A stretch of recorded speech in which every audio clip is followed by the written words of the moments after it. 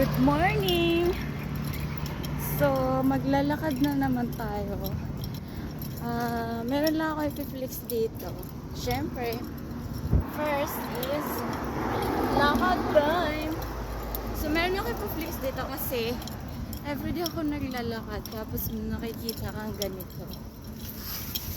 Naglalaway ka talaga sa ganitong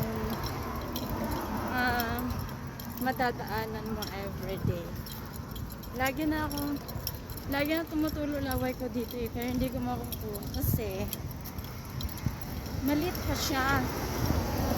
Tapos hindi pa siya pwedeng kainin.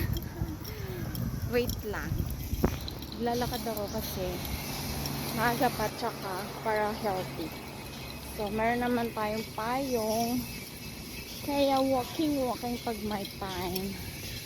Ayan, so ito yung aking view.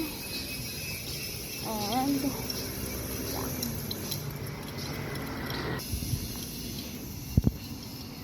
na siya guys. Ano, meron kasi akong madadaan na itong mangga. Ayan, tingnan nyo naman oh. Ang daming nalalaglag na mga maliliit, so sayang. Ayan na. Oh, so diba? Oh, meron mga nanguha dito ng mangga. Ayun.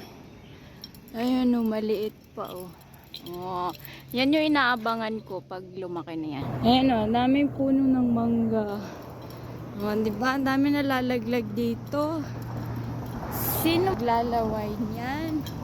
Everyday mo makikita at madadaanan. Parang maghanap ka talaga ng